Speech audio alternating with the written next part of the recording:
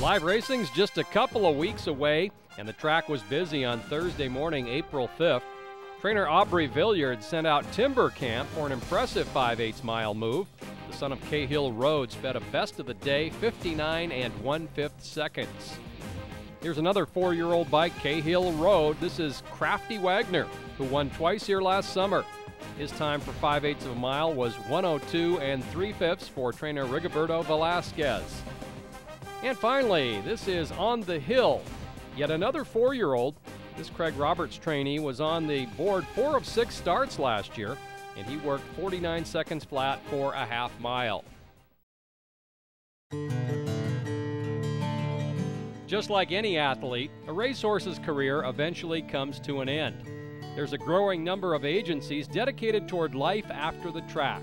And then there's Larry and Sharon Ross, whose humanitarian instinct naturally took over. The Ross Farm in southeast Auburn serves as home to the couple and, as you might expect, a few horses, but it doesn't end there.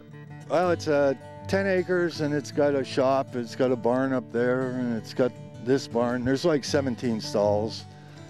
Great view of the Green River. It runs right behind the place, and you know, the shaving shed, the hay shed. And it's just kind of a working farm, you know. 3 big paddocks with run-in sheds with hay lofts in them. And those are pretty much for year-round guys. They can live outside there most of the time. And then 3 small paddocks that are kind of day paddocks where they go out and come in at night type thing. Oh, you see 4 dogs, probably 4 or 5 cats, peacocks, chickens, pigeons, you name it, Sharon's got it. I'm not really into the peacocks and the chickens much, but you know, what are you going to do? I don't feed them, she does. The Ross's stakes win total at Emerald Downs is in the top 3 among trainers, but their dedicated care continues on when the racing career's over. They'll find a spot and make room for as many retired runners as possible. Well, actually, the most was 5, you know, not counting the odd other one that Sharon hides away. And probably Markadal's the oldest. He's 28 this year. Aaron's Lord, Military Hawk, you had to keep him. He's still, I think, the 2nd leading Washington bred. And then Chum was here for a long time. He passed away last year. And then Brandon's Brandy, another horse that did a lot of good for us at Long Acres, and he died a couple of years ago. So we try to keep it around 4 or 5, but you know, you never know. When they finished racing, we just figured that they did enough for us that we'll do it for them, and we just turned them out, and they're living the good life, as they say.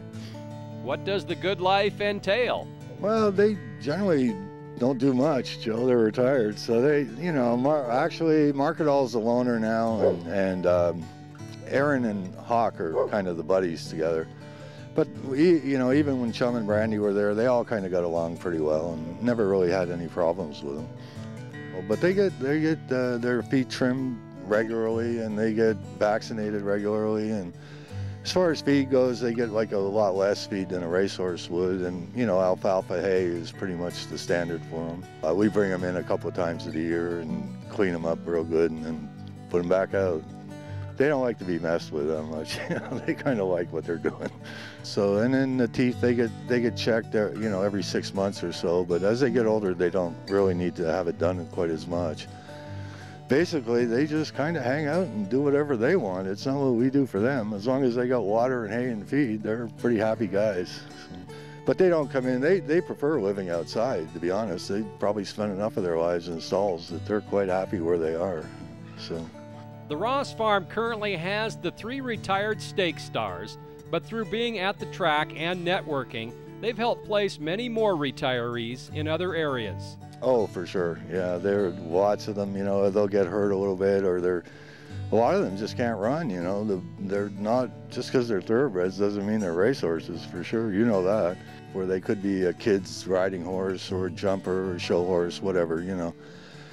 So, or, you know, one lady that was recovering from cancer, we gave her 2 horses, and it's, you know, it seemed like that was what she wanted, and so it's nice to see them go on to be useful horses for other things after they're done racing, you know. You try and get them in places where people take care of them and love them and enjoy them.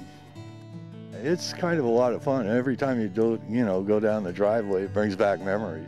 all of those kind of made my career for sure out here, or helped an awful lot. So yeah, it's very rewarding, and it's nice to see them live a good life and live to be as old. You know, they're kind of living older than I thought they would, sort of. I don't blame them. They don't want to leave, Joe.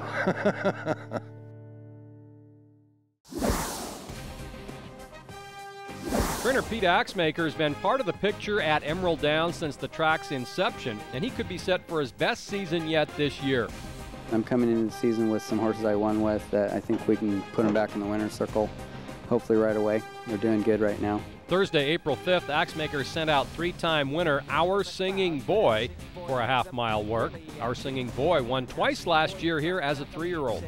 And Our Singing Boy goes on to win by a length to Chuck Ali. Working the half-mile along with Our Singing Boy was Our Cowboy Cody. But I did expect Singing Boy to outwork him because he's an older horse and has won races. I was real happy with the work. It was a good work and a little learning there to be done on everybody's part. Our Singing Boy led the way to the wire and was timed in 48 3/5 seconds. Opening day at Emerald Downs for the 2007 season is Friday, April 20th.